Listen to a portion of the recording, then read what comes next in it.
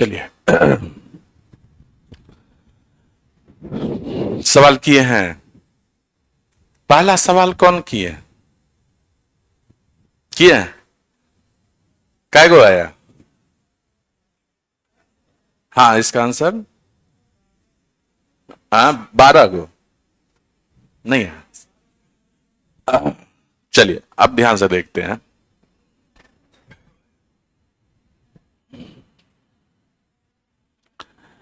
कि ये पहले बताइए कि ये संख्या है आपका ए बी और बी ए, उसी संख्या को पलट दिया है ना? पलट दिया है। आप ध्यान से देखिएगा कि 4 अंकों की संख्या है जो 4 से विभाजित। पहले तो ये बताइए कि 4 से विभाजित कौन सी संख्या होती है? 4 का नियम क्या है? लास्ट का 2 डिजिट या तो 0 होना चाहिए या 4 से विभाजित होना चाहिए। तो लास्ट का 2 डिजिट क्या है? बी और ए है। यही लास्ट का 2 डिजिट है। अगर ये 4 से विभाजित हो जाए तो पूरा का पूरा संख्या आपका 4 से विभाजित हो जाएगा। एक और कंडीशन दिया हुआ है, ए जो होगा वह बी से हमेशा छोटा होगा। यानी कि आपको यही बी और ए का ही आपको कॉम्बिनेशन खोजना है। तो बी जो है हमेशा ए से बड़ा रहेगा। बी का मैक्सिमम वैल्यू कितना दे सकते हैं? 9 ही दे सकते हैं ना। तो 9 दीजिएगा तो 4 दूना 8, एक बचा तो 4 तिहाई 12, यानी कि यहां पर 2 दीजिएगा। 92 है क्या आपका 4 से विभाजित? 9 पर वाली संख्या और कोई है? इधर से कोई मतलब ही नहीं है। अभी एक तरफ से देखते चलिए ना। और 9 पर अगर 6 दे दो वो भी होगा विभाजित। 6 भी दे दिए तो 9 पर 2 संख्या मिल गया, 92 और 96। बी जो है ए से बड़ा है, दोनों वैल्यू से बी बड़ा है। अब 8 पर आइए। 8 में क्या क्या होगा? तो 8 में तो एक 8 आ गया, 4 ही ना होगा। 4 के अलावा तो कुछ नहीं होगा। 0 का है होगा 8। और यहां पर अगर 0 दे दीजिएगा तो चलिए 0 दे दिए, है ना। और यहां पर 4 दे दिए तो 4 अंक का नहीं ना बनेगा। यहां पर 0 दीजिएगा तो यहां पर 0 दे दीजिएगा तो दिक्कत हो जाएगा। तो इसलिए क्या कीजिएगा? 0 नहीं लेना है आपको, 0 नहीं लेना। तो इसलिए क्या लीजिएगा? सिर्फ 4 लीजिएगा। उसके बाद 8 के बाद क्या आएगा? 7। और यह ध्यान रहे कि इससे बड़ा होना चाहिए। 7 पर क्या क्या दे सकते हैं? 4 एकम 4, 3, 4 अठे 32, 2 और कुछ दे सकते हैं। 6 भी दे सकते हैं तो 6 तो आपका आ गया 6, तो 76 भी आ गया। उसके बाद 6 का अगर लेंगे तो ये कितना हो जाएगा? 6 पर लीजिएगा तो 4 एकम 4, 2,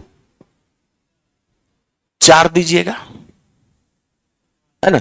8 कैसे दे दीजिएगा? ये बड़ा नहीं होना चाहिए, बड़ा नहीं होना चाहिए। तो एक ये आ गया। 5 पे भी कुछ आएगा क्या? 4 एकम 4, 13 चौके 52, बड़ा है। 4 पे भी कुछ आएगा, बराबर होना नहीं चाहिए 44। तो अब तो कोई संख्या नहीं आएगा। अगर 32 लीजिएगा तो 32 आएगा क्या? 32। तो काय गो संख्या हो गया? 1 2 3 4 5 6 7 8, 8 गो संख्या है टोटल। और कुछ नहीं, कोई तरीका ही नहीं है। लास्ट का 2 डिजिट 4 से विभाजित होना चाहिए। वहां पर क्या क्या संख्या आ सकता है ये आपको बताना है ना। तो ये नया टाइप का सवाल है। इस तरह का सवाल आ सकता है, आने वाले एग्जाम में आ सकता है। सीजीएल पूछ दिया है तो एसएससी भी, रेलवे भी पूछेगा ही पूछेगा। 2023 सीजीएल का सवाल है ये।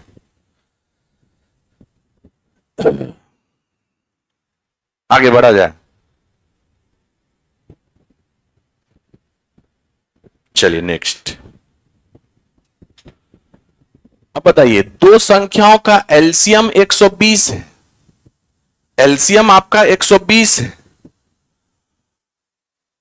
और संख्या का अनुपात 3:8 का अनुपात है, तो संख्याओं का योग ज्ञात कीजिए। आप पहले बताइए कि एलसीएम 120 है, संख्या का अनुपात ये है 3:8, तो संख्या का अनुपातिक योग बताइए तो कितना हुआ 11, यानी कि संख्या का योग जो है 11 से कटना चाहिए, तो 11 से कटने वाला एकमात्र संख्या क्या है 55 है, तो डायरेक्ट आप आंसर कीजिएगा ना, इसको बनाने की जरूरत नहीं।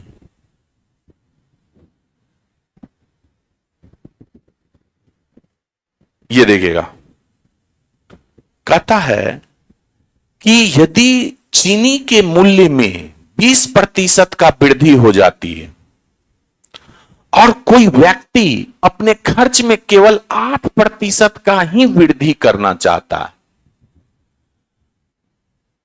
तो अपनी खपत में कितने प्रतिशत का कमी करना पड़ेगा। किसी भी वस्तु के कीमत में अगर वृद्धि होगा तो ऑब्वियस है कि वो खपत कम हो जाएगा उसका। कीमत का उल्टा होता है खपत, ज्यादा कीमत कम खपत कीजिएगा, सस्ता चीज धुराधार उड़ाइएगा एकदम, है ना।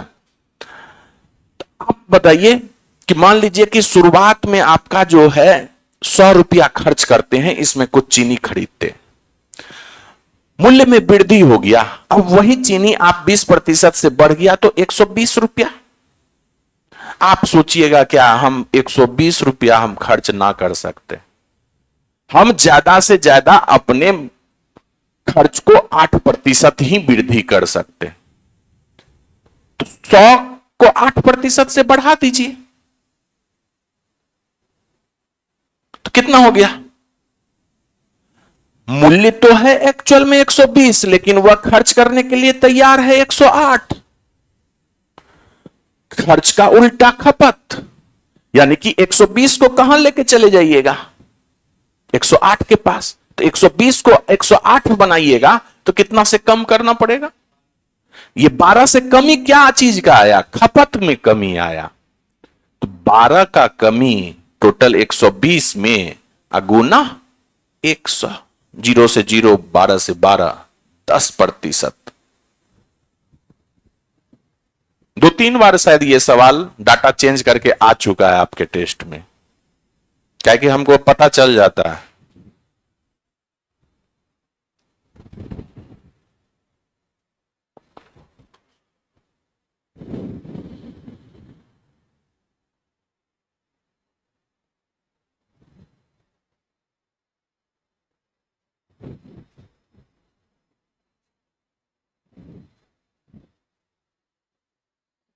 क्लियर है, आगे बढ़ा जाए।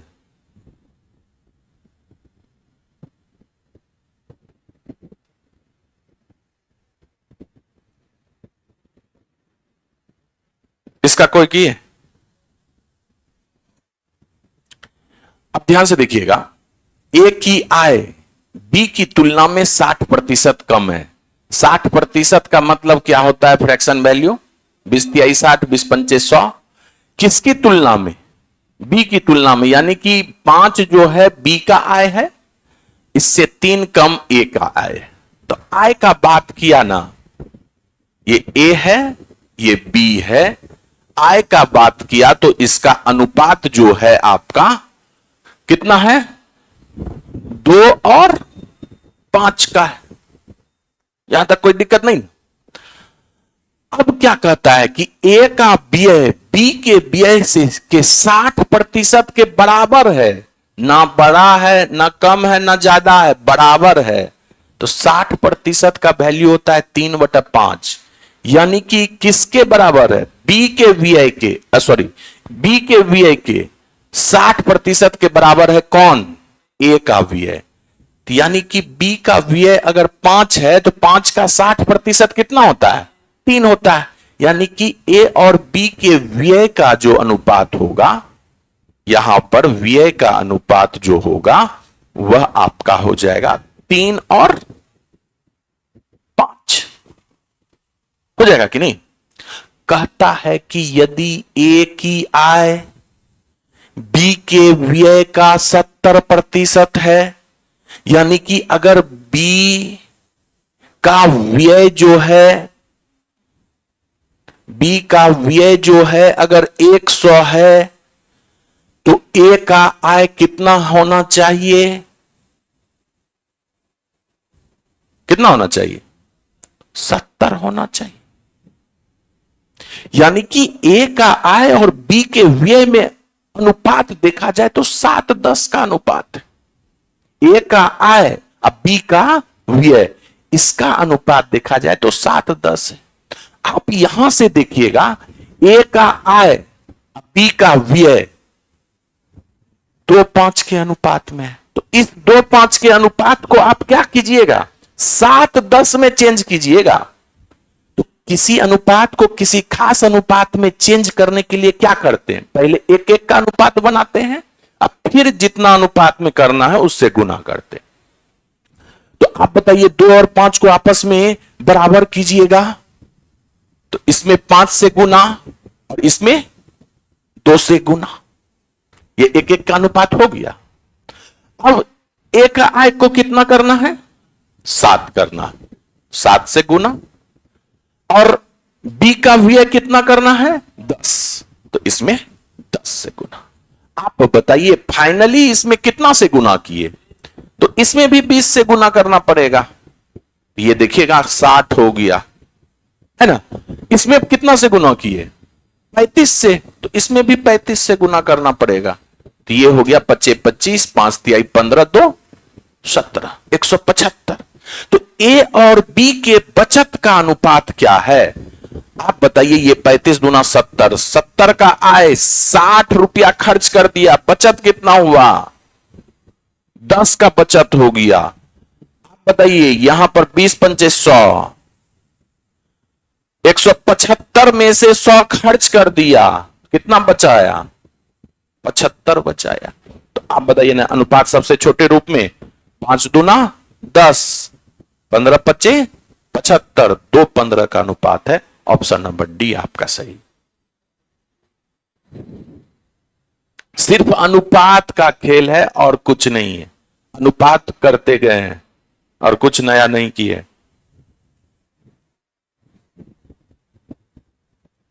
परसेंटेज के सवाल को अनुपात में आप डील किए हैं।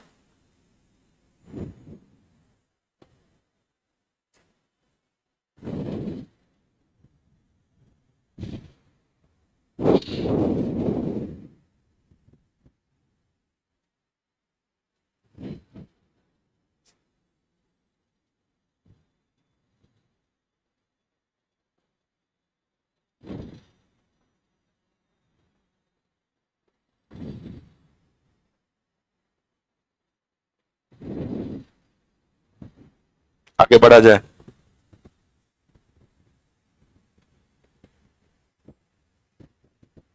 चलिए नेक्स्ट।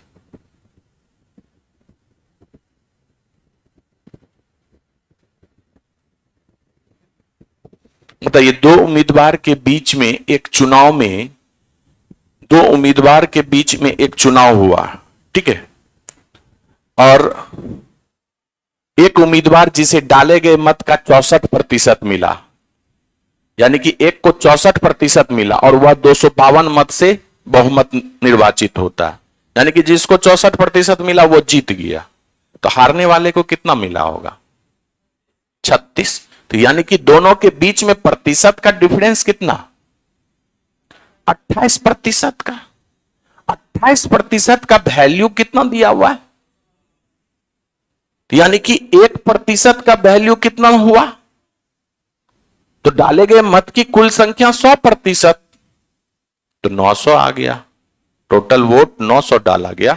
ऑप्शन नंबर बी आपका सही है ना। जो चीज सवाल में दिया हुआ वही चीज प्रतिशत में ले आइए। सवाल में दोनों उम्मीदवार के बीच में मतों का अंतर दिया हुआ है, तो दोनों उम्मीदवार के बीच में प्रतिशत अंतर निकाल लीजिए, उसको बराबर कर दीजिए आपस में।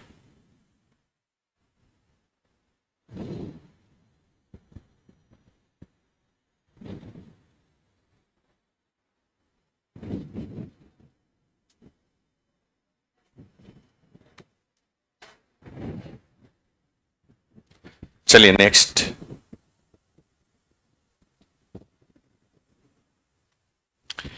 एक व्यापारी किसी वस्तु के अंकित मूल्य पर 18% का छूट देता है और 6.6% का लाभ प्राप्त करता है। उसको प्राप्त करने के लिए क्रय मूल्य से कितना अधिक अंकित मूल्य अंकित करना चाहिए। तो आपको प्रॉफिट लॉस के सवाल में क्या बोले थे कि अगर छूट दिया रहे, लाभ दिया रहे तो ब्रह्मास्त्र लगाइएगा। तो ब्रह्मास्त्र लगाइएगा तो ये सीपी और एमपी का रेशियो होता है। इसमें आप क्या करते हैं कि एमपी में लाभ जोड़ते हैं, अगर हानि है तो घटाएंगे, और सीपी में छूट को घटाएंगे। तो 18% का छूट, तो 100 में से आप 18 को घटा दीजिए, कितना हुआ? 82 हो गया। और लाभ को जोड़ दीजिए एमपी में, 100 में 6.6% आप जोड़ दीजिए, तो 106.6 हो गया। आप बताइए 82 का चीज 106 रुपया 60 पैसा में बेच रहे हैं, कितना अधिक अंकित किए आप? 18 अच्छे 24.6 अधिक अंकित किए। तो प्रतिशत वैल्यू निकाल लीजिए। 24.6 अंकित किए ज्यादा, कितना से? 82 से, अगुना 100। दशमलव यहां से एक 10 ले आइए, 0 से 0 कट गया, 82 से 3 बार में कट गया, 30% आपका ज्यादा अंकित किए हैं क्रय मूल्य से।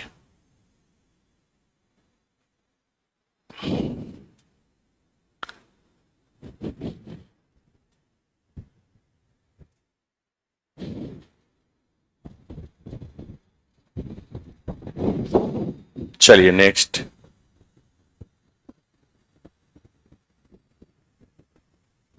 अब देखिएगा, दो वस्तु ए और बी के क्रय मूल्य का है, ये क्रय मूल्य है सीपी का अनुपात 4 और 5। इनके वस्तु को बेचते समय दुकानदार को ए पर 10% और बी पर 20% का लाभ होता है। देखिएगा, जब भी आपको सीपी का अनुपात अगर दिया रहे और उसको लाभ पर बेचिए, तो उस अनुपातिक वैल्यू में आप क्या कीजिए, 100 से गुना कर दीजिए। तो ये 4:5 में तो 400 500 बोल सकते हैं। ए वस्तु का मूल्य आपका 400 है, बी का मूल्य 500 है, ताकि लाभ पर बेचने में आसानी हो आपको। ए पर 10% का लाभ लिए, कितना में बेचे? 10% का लाभ, यानी कि 40 का लाभ, 440 में बेचे। और बी पर 20% का लाभ, तो 20% का लाभ कितना हो गया? ये 10% का प्रॉफिट है, ये 20% का प्रॉफिट है। 20% का प्रॉफिट कितना देगा? 100 रुपया, यानी कि 600। क्या कहता है? यदि उसके विक्रय मूल्य का अंतर 480 है, सवाल में अनुपात में देखिए तो ये अंतर कितना का है? घटा के बताइए तो कितना है? 160 का। जबकि सवाल में दिया हुआ है ये कितना? 480 का। ये इसका कितना गुना? बी और ए के क्रय मूल्य में अंतर कितना है? आप बताइए, यहां पर अंतर कितना दिख रहा है? 500 माइनस 400, 100 का अंतर दिख रहा है। इसका कितना गुना लीजिएगा? 3 गुना, यानी कि कितना का अंतर है दोनों के क्रय मूल्य में? 300 का। ऑप्शन नंबर बी आपका सही है।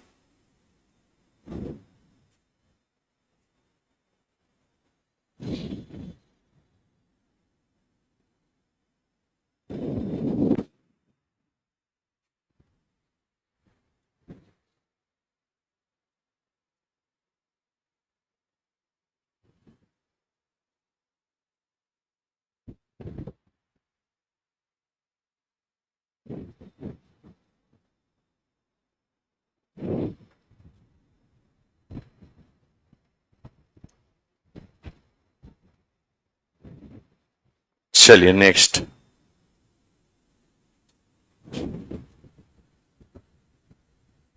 सेट आसान ही लग रहा है। एक वस्तु के अंकित मूल्य पर 20% और 25% का दो क्रमागत छूट 250 रुपये के एकल छूट के बराबर। ये दो क्रमागत छूट जो है, अगर उसको एकल छूट में बदल लीजिए प्रतिशत में, तो वो प्रतिशत वैल्यू कितने के बराबर? 250 रुपया के बराबर। यदि वस्तु का अंकित मूल्य क्रय मूल्य से 25% अधिक है, यानी कि क्रय मूल्य अगर आपका 100 है तो अंकित मूल्य कितना है? 125 है ना। आप बताइए 20% और 25% का एकल छूट कितना होगा?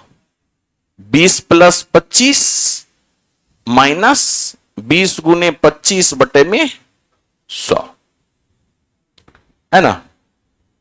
5 बार में 5 बार में 45 में से 5 चला गया, 40% का एकल छूट मिल रहा है, जो कि रुपये में कितने के बराबर? 250। आप बताइए छूट किस पे दिया जाता है?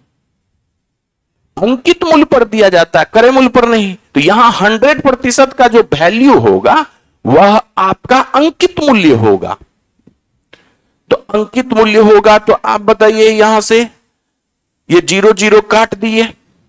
4% का वैल्यू 25 है, हम इसको 100% बना रहे हैं, तो इसमें 25 से गुना किए 100%, यानी कि ये आपका अंकित मूल्य हो गया।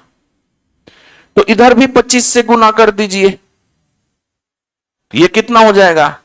625, यानी कि अंकित मूल्य 625 है, जबकि आपको दिया गया है कितना? 125। तो आप बताइए यह इसका कितना गुना है?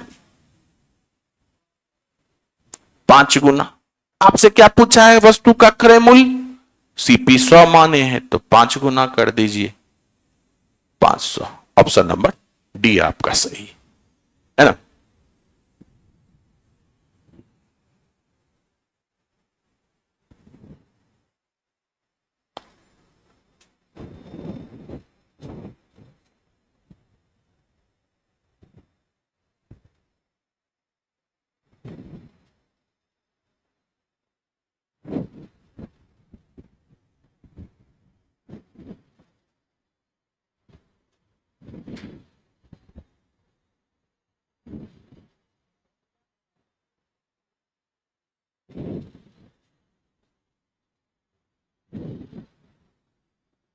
क्लियर है?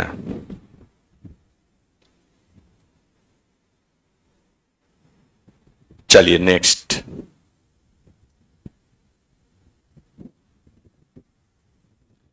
दो खाते में 50,000 रुपये की धनराशि जमा होता है, जिन पर 8% और 12% के वार्षिक दर से साधारण ब्याज प्राप्त होता है। एक वर्ष के बाद उसके ब्याज के रूप में कुल 5200 रुपया प्राप्त होता है। देखिए 50,000 रुपये के दो भाग में बांटकर, एक भाग को 8%, दूसरे भाग को 12% भाग ब्याज पर लगाए एक साल के लिए।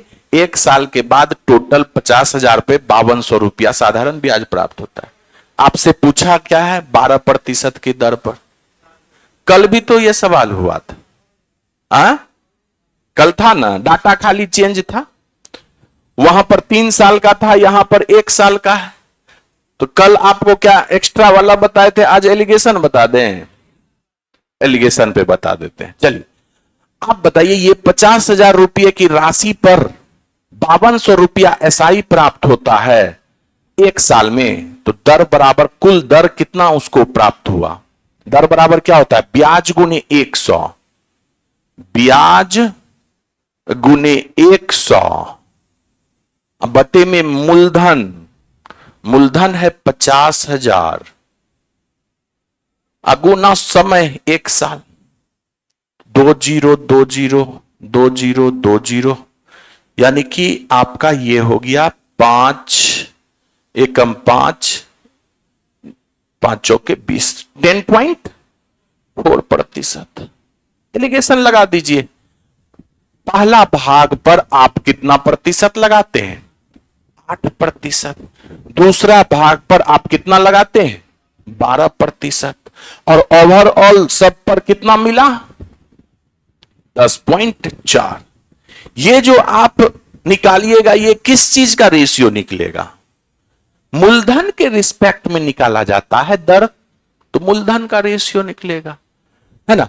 तो आप बताइए ये कितना हो गया? कितना? 2.4। और ये कितना हो जाएगा? 1.6। दशमलव दशमलव हटा दीजिए।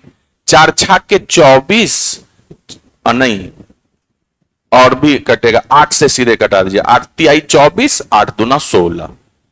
अनुपात में मूलधन टोटल कितना है? 5, जबकि सवाल में दिया हुआ है कितना? 5, 50,000। तो ये कितना गुना?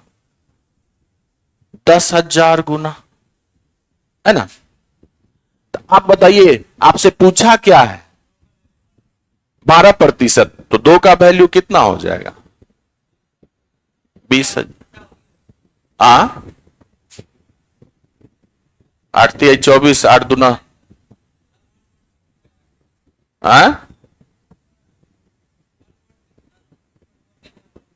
यहां पर 12 में से 10.4 घटाइएगा तो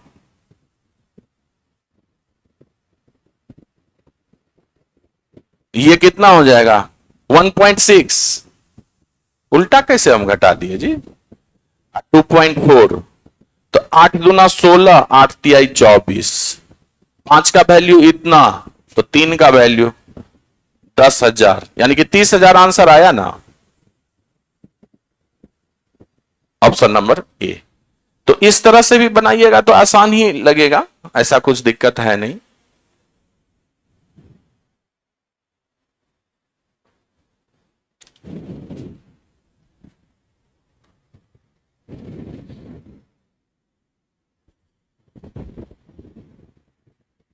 एलिगेशन वहीं पे लगाते हैं, जैसे कोई एक क्रिया हुआ, साइमल्टेनियसली दूसरा क्रिया हुआ, दोनों को मिला दिए तो एक तीसरा क्रिया उत्पन्न हुआ उस दोनों क्रिया के मदद से। तो ऐसे सवाल में आप क्या लगा देते हैं? एलिगेशन।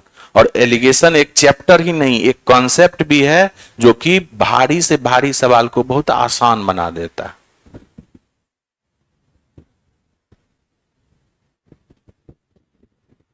इसका कोई बनाए? 132।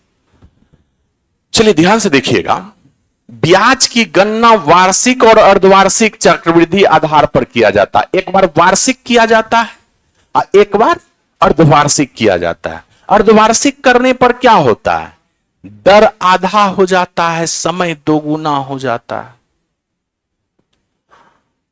तो 12,000 की राशि पर 18 महीने में प्राप्त चक्रवृद्धि ब्याज के बीच का अंतर ज्ञात कीजिए। यानी कि 12,000 पर एक बार 20% के दर से वार्षिक लगाइए, 18 महीने का चक्रवृद्धि ब्याज निकाल लीजिए। 12% के 12,000 पर एक बार अर्धवार्षिक लगाइए, 18 महीने का चक्रवृद्धि ब्याज निकालिए। इस तरह से दोनों के बीच का अंतर क्या होगा यह पहले बता दीजिए। आप पहले यह बताइए, 18 महीना है तो अगर आप हाफ ईयरली लगाते हैं, अर्धवार्षिक लगाते हैं हाफ ईयरली, तो आपका क्या होगा? 20% का आधा कितना हो जाएगा? 10%। तो यानी कि इसका अगर सक्सेसिव लगाइएगा, 10 प्लस 10 प्लस 10 गुने 10 बटे में 100, यह कितना हो जाएगा? 21% हो जाएगा। हो जाएगा कि नहीं? यह आपका कितना हुआ? 12 महीना का हुआ। अभी 6 महीना का और, तो अगला 6 महीना के लिए क्या होगा? 21 प्लस अगला 6 महीना क्या होगा? 10 प्लस 21 गुने 10 बटे में 100, यानी कि 30 2.1 32.1 33.1% हुआ।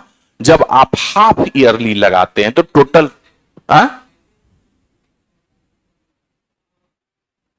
31, हाँ 31 दो 33, हाँ सही बोल रहे, 33.1% आपका लगा। ब्याज कितना टोटल लगा? 33.1। जब आप ईयरली लगाते हैं तो एक साल में 20 लगा, अगला 6 महीना के लिए कितना लगेगा? 10 लगेगा। अगला 6 महीना के लिए 10 ही ना लगेगा, तो 20 और 10 का सक्सेसिव लगाइए, 20 गुने 10 बटे में 100, यानी कि ये कितना हो गया? 32% हो गया। और ये कितना हुआ? 33.1% हुआ। प्रतिशत में अंतर कितना का आया? प्रतिशत में अंतर 1 जो आया आपका 1.1% का अंतर, यानी कि 100 में 1.1 आया। 100 में 1.1 किस में आता है? 100 में आता है। तो 1.1 कितना में? 100 में। इसलिए 12,000 रुपया में कितना आएगा? ये नहीं निकल जाएगा, ये जीरो कट गया।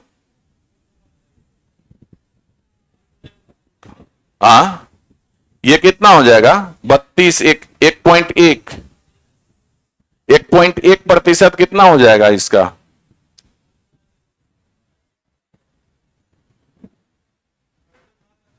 100 में 1.1 आया आपका, इसलिए 12,000 में 1.1 बटे में 100 गुना 12,000। ये दशमलव हटा के 1 जीरो बिठा दीजिए, कितना आ गया? 12 11 132। ये कम से कम आपका कैलकुलेशन में आपका सवाल बन गया। दोनों का रेट निकाल लीजिए, एक बार चक्रवृद्धि ब्याज पर वार्षिक रूप से, एक बार अर्धवार्षिक रूप से। दोनों का रेट का अंतर निकाल लीजिए डायरेक्ट, नहीं तो एक एक करके लगाइएगा। ट्री मेथड भी बनाइएगा, जल्दी बनेगा, लेकिन थोड़ा सा उसमें कैलकुलेशन करना पड़ेगा।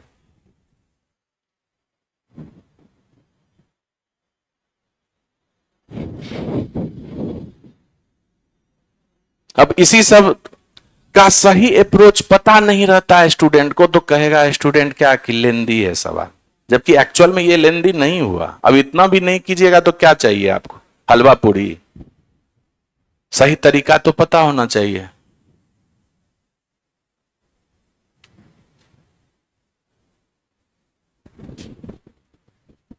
क्लियर है? चलिए आगे बढ़ेंगे हम लोग।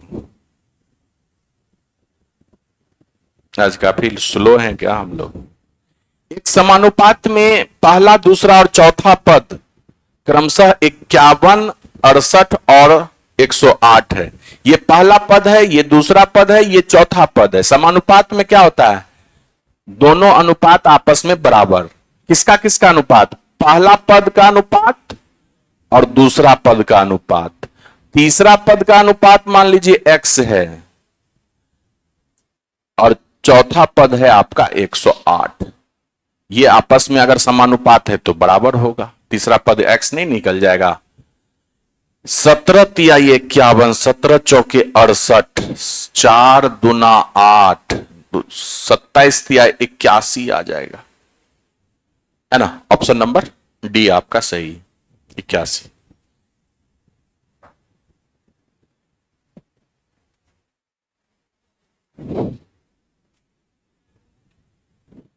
चलिए नेक्स्ट।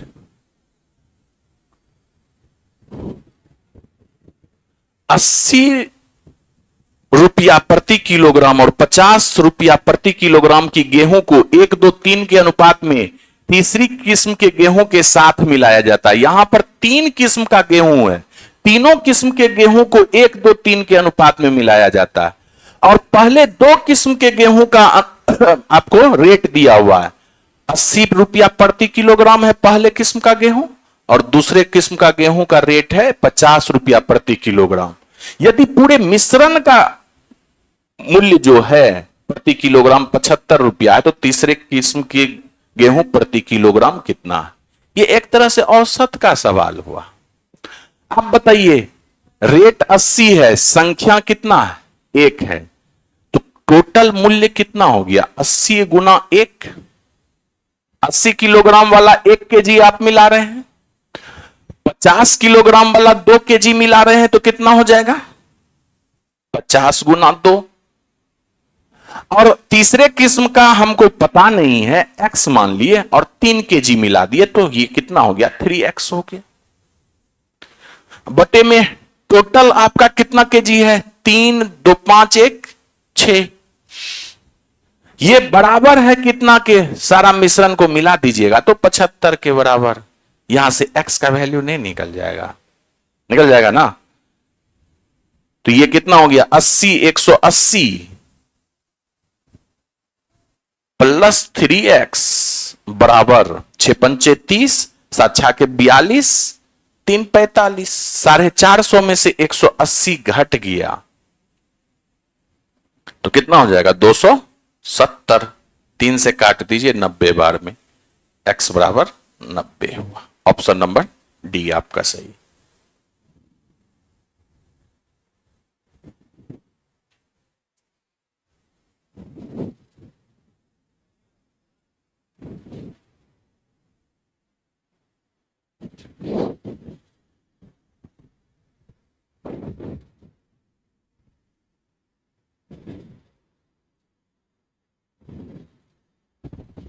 चलिए नेक्स्ट।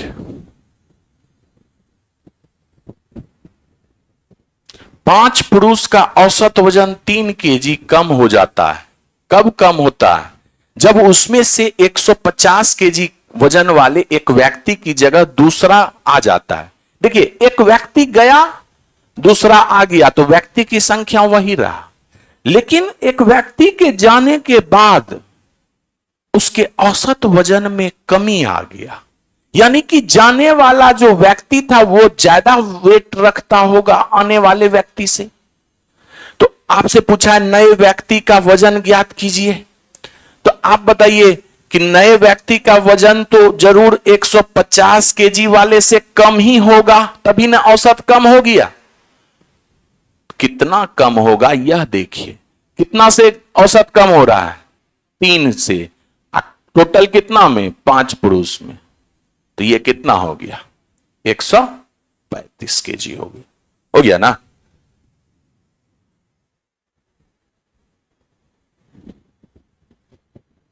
चलिए नेक्स्ट।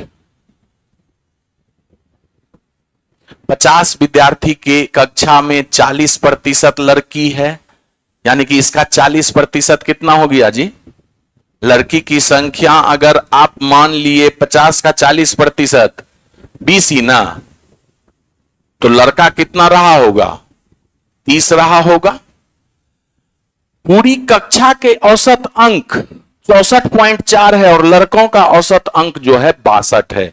लड़कों का औसत अंक जो है आपका 62, पूरी कक्षा का औसत अंक जो है आपका 64.4 है। आपसे पूछा है कि लड़की का औसत कितना होगा, यह आपसे पता करना है। एलिगेशन लगा दीजिएगा। यहां पर सभी का औसत से आपको क्या चीज का? लड़की का संख्या और लड़का के संख्या का रेशियो निकलेगा। तो ये रेशियो किस अनुपात में होगा? 2 और 3 के अनुपात में होगा। आप बताइए 62 में से 64.4 घटाइए, 64.4 में से 62 घटाइएगा तो कितना होगा? 2.4। एक्चुअल में यह अनुपात में 2 है, 2 से 2.4 हो रहा है। कितना गुना हुआ? बोलिए ना जी, 1.2 गुना। यानी कि इधर से भी 1.2 गुना होगा, तो ये कितना हो जाएगा? 3.6। एलिगेशन का एक खासियत है कि अगर यहां से ये वाला छोटा है तो दूसरे वाले में बड़ा होगा, तो बड़ा होगा तो क्या बड़ा होगा? बड़ा में से 64.4 घटाइएगा कि ये इतना पुर जाएगा 3.6। तो इस दोनों को जोड़ दीजिए ना, कितना पुर गया? 68 पुर गया। यही आपका आंसर है, ऑप्शन नंबर डी। कहीं कोई कैलकुलेशन की जरूरत नहीं है ना? औसत में भी एलिगेशन लगता है, प्रॉफिट लॉस में भी एलिगेशन लगता है, मिक्सचर में भी एलिगेशन लगता है। एलिगेशन चैप्टर अलग से है ही, तो बहुत ही खासियत है इसका। टाइम एंड डिस्टेंस में भी लगता है।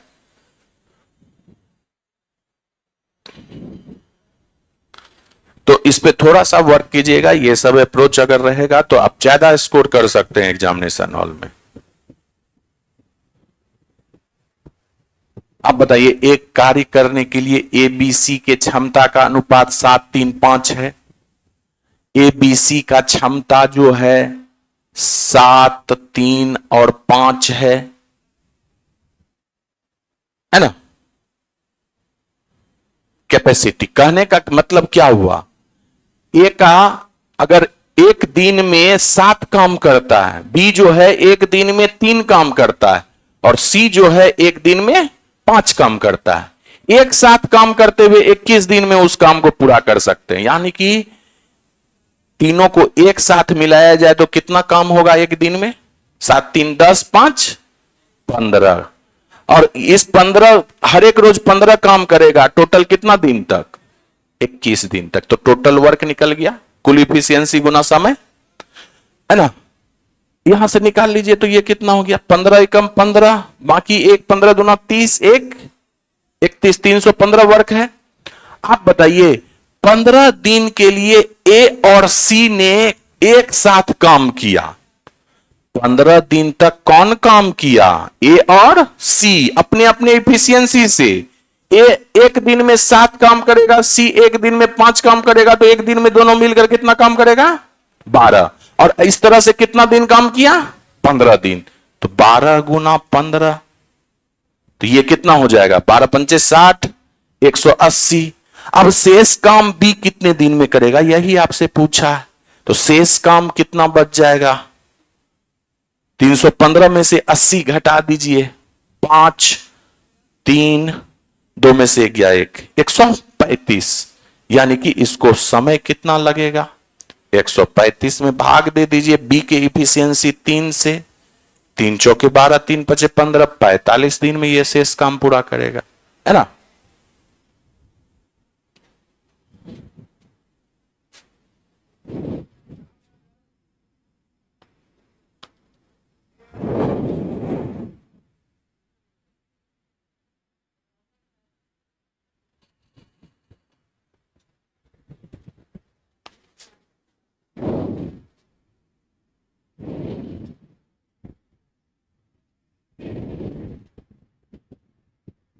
गला पूरा सूख जाता है इतना गर्मी।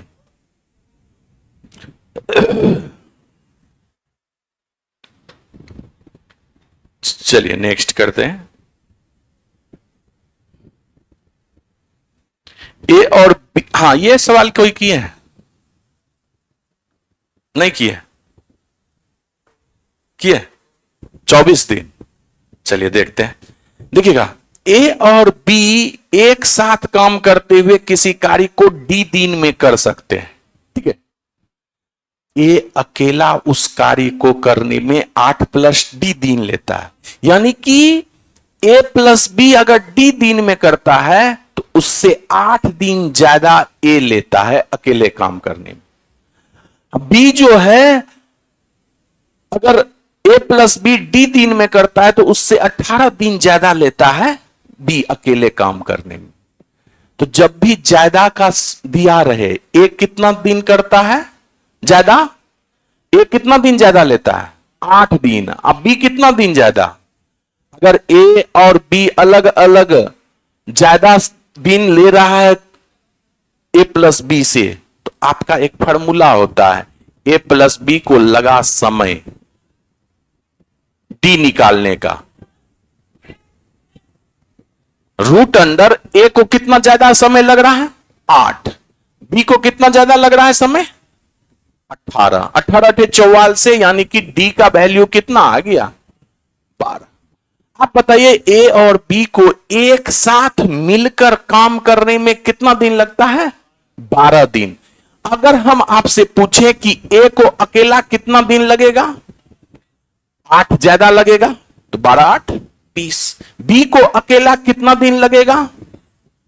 18 ज्यादा लगेगा 30। क्या पूछा है? ये 4 दिन तक काम करता है, यानी कि अपने एफिशिएंसी से। तो देखिए तो ए और बी मिलकर 12 दिन में कर रहा है। 60 हो गया, ये 3 और ये 2, 12 दिन में कर लेगा। ए जो है कितना दिन काम किया? 4 दिन काम किया। कितना के एफिशिएंसी से? 3 के एफिशिएंसी से 12 काम कर लिया। बी द्वारा शेष कार्य को करने में लगा समय, शेष कार्य कितना है? 48। इसको समय कितना लगेगा? कितना के एफिशिएंसी से? 2 के एफिशिएंसी से 24 दिन। बिल्कुल सही आप आंसर किए। जिसको ये फॉर्मूला ध्यान में होगा, ये क्वेश्चन का पैटर्न है, हम अपने बुक में भी डाले हुए हैं इस तरह का सवाल। बुक में उल्टा के देखिएगा कि ए और बी के द्वारा लिया गया समय अगर डी है, ए कुछ दिन ज्यादा ए प्लस बी से लेता है, बी कुछ दिन ज्यादा ए प्लस बी से लेता है, तो ए प्लस बी का समय जो निकलेगा दोनों के लिए गए ज्यादा से के गुणनफल का अंडर रूट।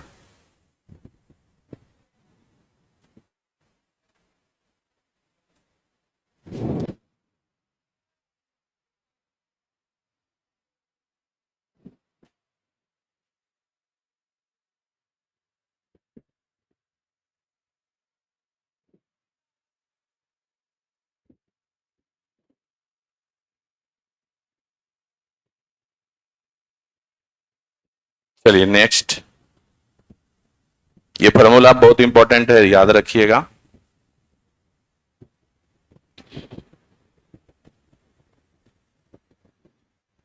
देखिएगा, ए ने 4 किलोमीटर प्रति घंटा की गति से चलना शुरू किया और 4 घंटे के बाद उसी स्थान से बी ने उस दिशा में 10 किलोमीटर प्रति घंटा की गति से साइकिल चलना शुरू किया। आप बताइए पहले कौन चलना शुरू किया? ए किया शुरू। 4 घंटा के बाद ना बी अपने गति से स्टार्ट किया, यानी कि 4 घंटा तक ए अकेले चलते रहा अपने गति से। तो उस 4 घंटा में ए कुछ दूरी तय करेगा कि नहीं? तो 4 घंटा में ए के द्वारा तय की गई दूरी निकाल लीजिए। दूरी बराबर क्या होता है? चाल गुना समय। 4 के रफ्तार से चल रहा था ए, 4 घंटा तक चला, 16 किलोमीटर दूरी तय कर लिया कि नहीं? अब जो है ए भी चल रहा है, अब बी भी चल रहा है, अब दोनों के बीच 16 किलोमीटर है कि नहीं दूरी? अब दोनों एक ही दिशा में चल रहा है, तो सापेक्षिक चाल क्या होगा? घट जाएगा। तो कितने समय में पकड़ेगा यह पहले निकालिए। समय बराबर पकड़ने में लगा समय, दूरी बटे में चाल। 16 अब बटे में कितना चाल हो जाएगा? 10 में से 4 घटा दीजिएगा, सापेक्षिक चाल 6 हो जाएगा। तो ये कितना हो गया? 2 तिहाई 6, 2 अट्ठे 16, 8/3 घंटा समय लगा उसको पकड़ने में। लेकिन आपसे पूछा क्या है? कितनी दूरी तय करने के बाद बी जो है ए को पकड़ लेगा दशमलव के 2 स्थान तक सही। तो दूरी निकालना है। बी ए को पकड़ने तक में बी कितना दूरी तय किया? बी जो है किस रफ्तार से? 10 के रफ्तार से, दूरी बराबर चाल, कितना समय तक में पकड़ लिया? 8/3 समय में। तो 80/3, 3 दूना 6, 2 3 छा के 18, 2 3 छा के 18, 2 26.66, 26.67 दे सकते हैं।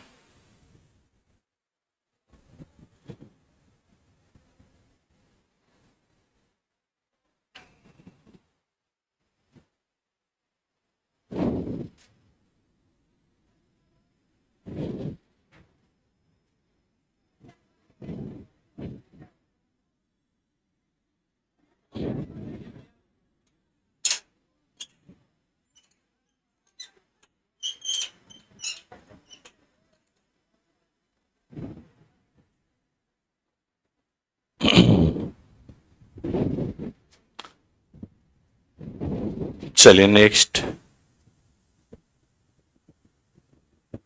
ये सवाल किए। 0.4। चलिए ये सवाल अच्छा है। एक तैराक एक बिंदु P से धारा के विपरीत 6 मिनट तक तैरता है। बिंदु P यहां पर मान लीजिए, ठीक है। एक तैराक है, धारा के विपरीत 6 मिनट तक तैरा, 6 मिनट तक। तो धारा के विपरीत अगर तैर रहा है, यह बिंदु P है, तो धारा के विपरीत में चाल क्या हो जाता है? नाव की चाल माइनस धारा की चाल।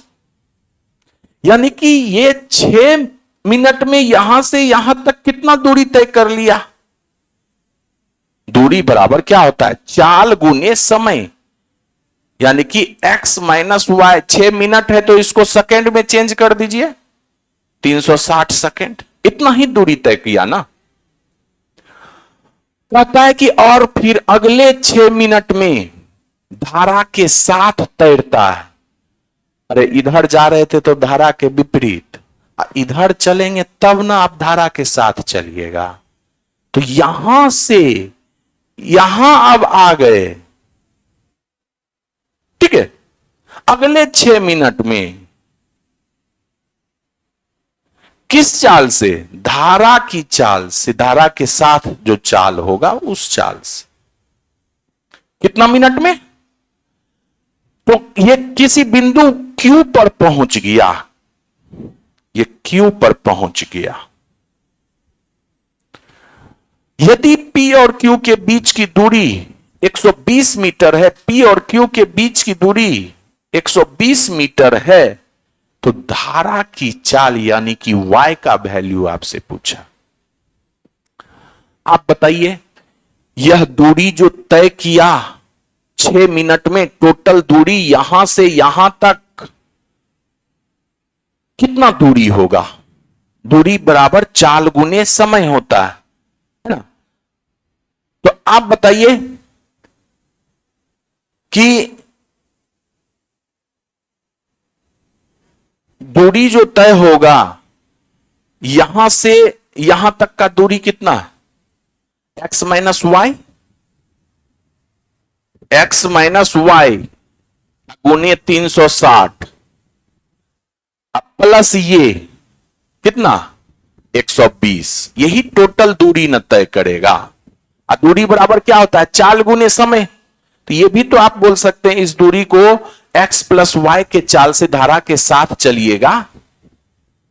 6 मिनट में दूरी बराबर चाल गुने समय, यानी कि 360 सेकंड। आपको y का वैल्यू निकालना। ये इक्वेशन समझे कि नहीं समझे? आप सोचिए, पहले ये हमको बताइए, P यहां पर पहुंच गया, जो ये तैराक था यहां पहुंच गया, अब वो धारा के साथ चल रहा है यहां तक, तो कितना दूरी तय किया? यहां से यहां तक। यहां से यहां तक का दूरी कितना था? x minus Y into 360। और यहां से यहां तक का दूरी कितना है? 120। तो कितना दूरी हो गया? 120 प्लस x माइनस वाई गुने 360। तो ये दूरी बराबर क्या होता है? चाल गुना समय। तो चाल मेरा धारा के साथ कितना? x plus Y. समय कितना? 6 मिनट। तो दोनों दूरी हो गया तो बराबर हो गया। बराबर हुआ कि नहीं? आप बताइए, यहां से इसको सॉल्व कीजिए। 360x माइनस 360y प्लस 120 बराबर 360x plus 360y। 360x 360x cut गया, 360 उधर जाके 720 हो जाएगा और ये 120। तो y बराबर क्या हो जाएगा? 1/6 होगा ना जी। इसको कटाइएगा तो 1/6 मीटर पर सेकेंड हुआ। ये अगर इसको किलोमीटर प्रति घंटा में चेंज कीजिएगा तो कितना से गुना? अरे छोटा से बड़ा की तरफ जा रहे हैं तो बड़ा से 18/5 से गुना होगा। सब में 5/18 ही कीजिएगा, 18/5 से। तो ये कितना हो गया? 6×5 30.6 हो गया कि नहीं? 6 के 18.6। तो 0.6 कौन सा हो गया? ऑप्शन नंबर डी है आपका सही, है ना। तो ये बहुत जबरदस्त सवाल था। हमें लगता है कि इस टेस्ट का सबसे अच्छा सवाल था ये।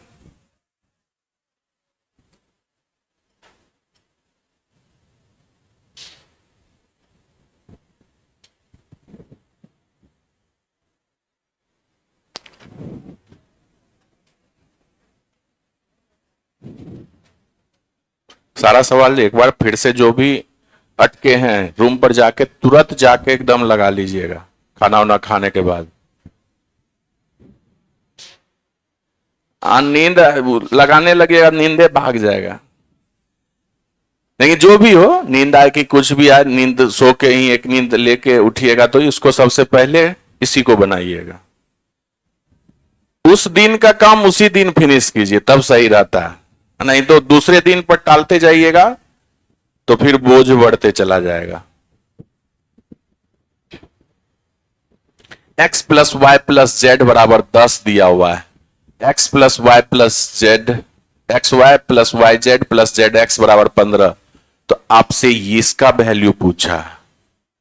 ये बराबर आपका एक फॉर्मूला होता है, x plus Y plus z into x plus Y plus Z का whole square minus x Y plus Y Z plus Z x. ये बहुत ही इंपॉर्टेंट फॉर्मूला है, इसको याद रखिएगा। आपको बहुत सारा स्टेप कम करना पड़ेगा, ये फॉर्मूला यूज कीजिएगा। नहीं तो आप क्या कीजिएगा, पहले दोनों बगल होल स्क्वायर करके तब आप X square plus Y square plus Z square का निकालिएगा वैल्यू, फिर जनरल फॉर्मूला पुट की लगाइएगा, तब उसमें जाके पुट कीजिएगा वैल्यू। ये आपका डायरेक्ट आंसर ला देगा। X plus Y plus Z कितना है आपका 10 into x plus Y plus Z का स्क्वायर यानी कि 100 minus x Y plus Y Z plus Z X का वैल्यू कितना दिया हुआ है 15। आप बताइए 100 में से 15 चला गया तो कितना, 100 माइनस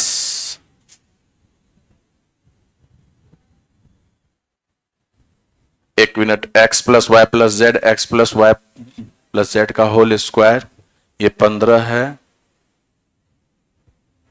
यह 45, हाँ यहां पर 3 लगा दीजिएगा, सॉरी 3। तो ये कितना हो गया 45। ये आपका कितना हो जाएगा 10 गुने 55, 550 आ जाएगा। ऑप्शन नंबर सी आपका सही। तो ये बहुत इंपॉर्टेंट फॉर्मूला है, इसको आप लोग ध्यान में रखिएगा।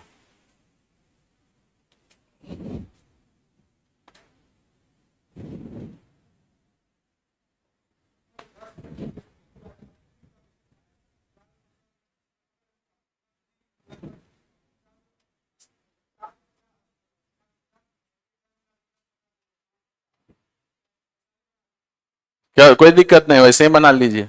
ये डायरेक्ट फार्मूला लगाइएगा तो इसमें कहीं कुछ है अगर, हाँ हाँ वही फार्मूला ही हो गया आप।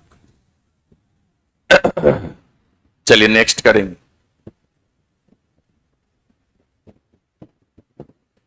अब बताइए x माइनस 1 बाय एक्स बराबर 11 दिया हुआ है, तो पावर 1 से लेकर आप पावर क्यूब में जा रहे हैं, ठीक है। तो हमेशा अगर ये बराबर k है तो इसके बराबर होता है k क्यूब अब प्लस 3k। तो 11 का क्यूब कितना 1331, अब प्लस 3 गुने 11 33, ये कितना हो गया 4 3 3 6 1364। Option number C. पावर 1 से 3 में जा रहे हैं, माइनस है, डायरेक्ट लिखिए के क्यूब प्लस 3k, है ना। माइनस आप काहे कर दिए, माइनस है तो प्लस कीजिएगा, प्लस है तो माइनस कीजिएगा। चलिए नेक्स्ट, a प्लस बी बराबर 45 डिग्री, तो 1 प्लस 10a 1 प्लस 10b का मान क्या होगा। आप सोचिए ना, a प्लस बी मिलकर 45 है, अगर हम a को ही पूरे 45 मान लें, अब b को 0 मान लें, तो क्या दिक्कत है, तब भी तो 45 हो गया, हुआ कि नहीं। तो अब यहां पर वैल्यू पुट कर दीजिए 2 इंटू 1 प्लस 10 45 कितना 1, 1 प्लस 10 जीरो कितना 0, तो 2 गुना 2 कितना 4। ऑप्शन नंबर ए आपका सही। तो वैल्यू पुटिंग का शानदार सवाल है ये।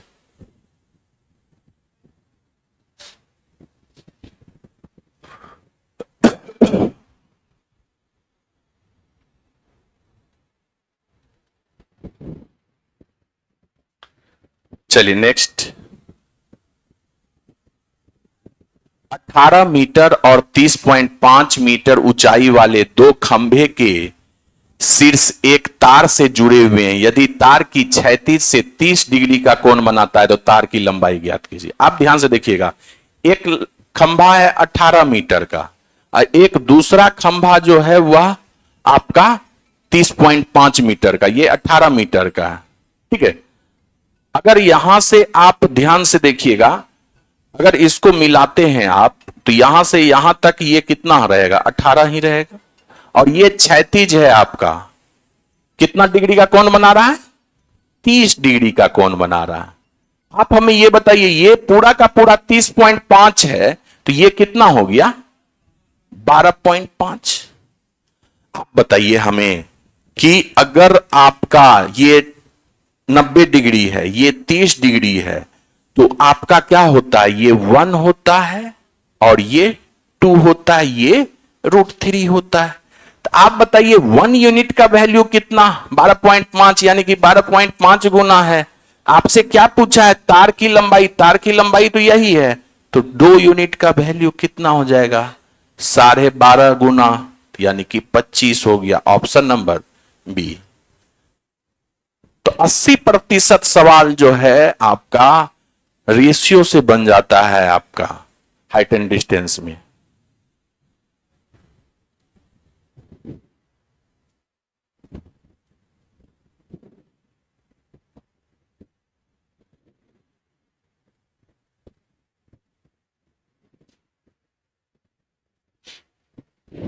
चलिए नेक्स्ट।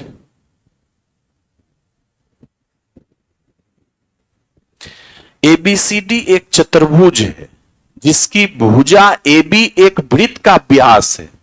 यानी कि यह जो आपका वृत्त है, यह वृत्त है आपका और वृत्त का व्यास है, ये व्यास को आप AB मानते हैं और एक चतुर्भुज है ABCD, कुछ इस तरह से रहा होगा।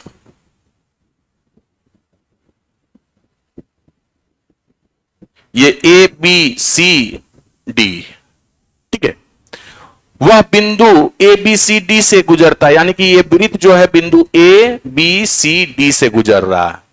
यदि ADC बराबर आपका 130 डिग्री है, एंगल ADC यह आपका 130 डिग्री। तो आपसे क्या पूछा है, एंगल BAC का मान, BAC यानी कि यह एंगल आपसे पूछा है, यह एंगल आपसे पूछा है। पहले बताइए ये कैसा चतुर्भुज है, चक्रीय चतुर्भुज है।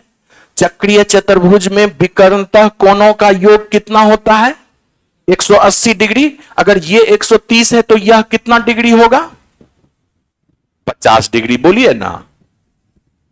और वृत्त का व्यास, वृत्त के परिधि पर कितने डिग्री का कोण 90 डिग्री का कोण।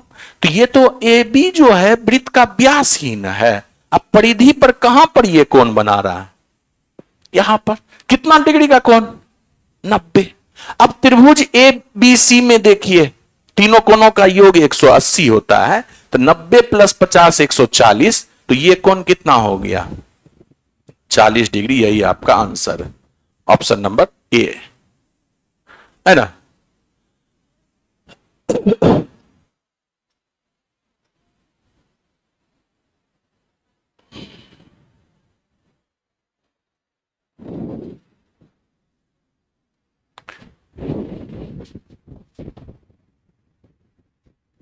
चलिए नेक्स्ट।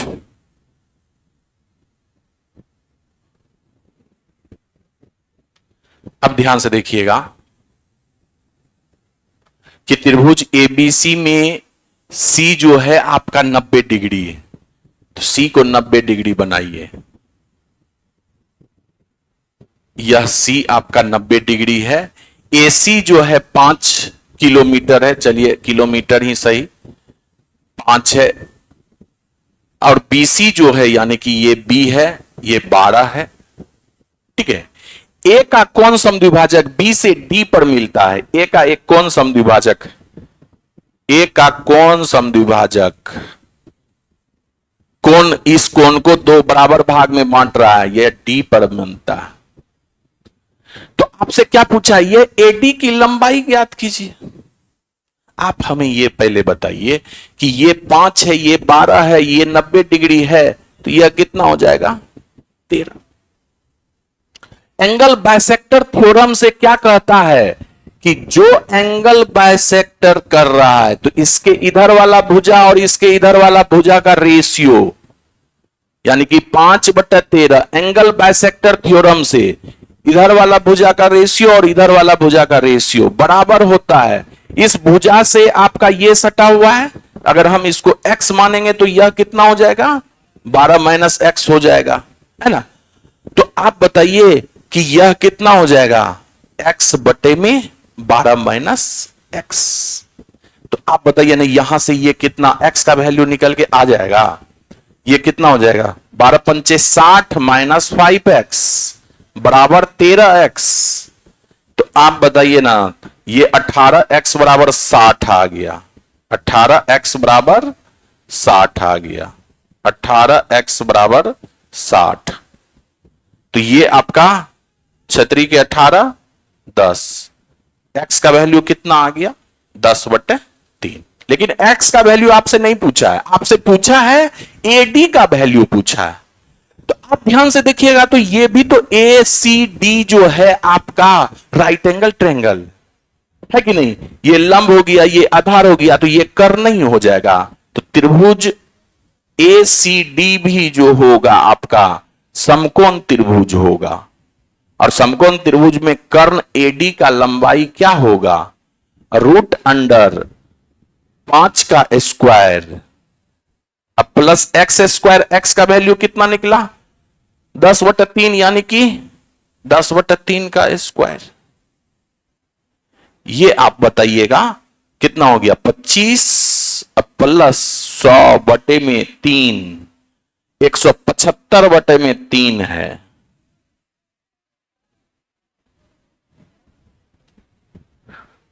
आप बताइए, नीचे में 3 175 25 × 13 कितना होता है जी? 5। हाँ, 25 × 13 175 हो जाएगा क्या?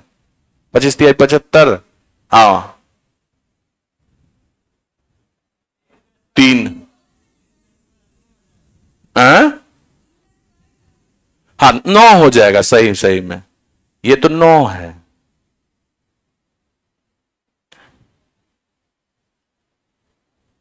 एक 100/9। तो ये कितना हो गया टोटल? 9 × 5 = 45, 9 × 2 = 18, 4 = 22, 325 बटा में 9। तो 9 का तो 3 नीचे आ गया। अब ये कितना हो जाएगा? 25 × 13 है ना, तो 5√13 ऊपर आ जाएगा। ऑप्शन नंबर ए आपका सही। तो 2 बार पाइथागोरस इसमें लगा आपका। पहला इसमें इंपॉर्टेंट था कि एंगल बाइसेक्टर थ्योरम, और फिर से पाइथागोरस दोबारा लगा।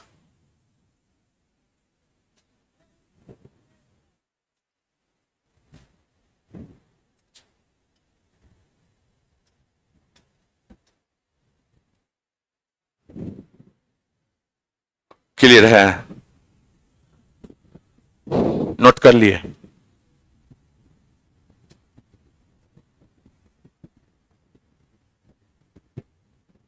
यानी कि आज का सवाल में दम था। हाँ, तो होना चाहिए कभी कभी, नहीं तो डेली तो 1 घंटा में हो जाता था। आज 10-15 मिनट ज्यादा लगा। आप बताइए, बराबर आयतन वाले 3 घनों के सिरे से सिरे सटाकर आपस में जोड़ा जाता है। ठीक है, ये एक घन है, दूसरा घन है, तीसरा घन है। तीनों घन को मिला दिए, यदि घन का विकर्ण 6√3 है तो घन का विकर्ण बराबर क्या होता है, √3a, ये 6√3 के बराबर। तो घन का भुजा बराबर क्या हो गया, 6। तो 3 को घन मिलाएंगे तो लंबाई क्या हो जाएगा, 6 6 6। तो लंबाई आपका टोटल कितना हो गया, 18। चौड़ाई आपका 6 ही होगा, है ना, और हाइट भी आपका क्या होगा, 6 ही होगा। तो आपसे क्या पूछा है, परिणामी घनाभ का पृष्ठीय क्षेत्रफल ज्ञात कीजिए। तो पृष्ठीय क्षेत्रफल यानी कि टोटल सरफेस एरिया आपसे पूछा है ना। तो संपूर्ण पृष्ठ का क्षेत्रफल क्या होता है, 2 into LB plus BH plus LH, है ना। 2 गुना L गुना B 18 गुना 6 108, B गुना H 36, 18 गुना 6 108। तो 2 गुना 8 6 14, 14 8 22, बाकी 2 2 3 5 1 1 2 252, 4 5 गुना 504 आ गया, ऑप्शन नंबर बी, है ना। तो ये तो आसान था। चलिए आज हम लोग यहीं पे रुकेंगे, नेक्स्ट सेट हम लोग कल करते हैं, ठीक है।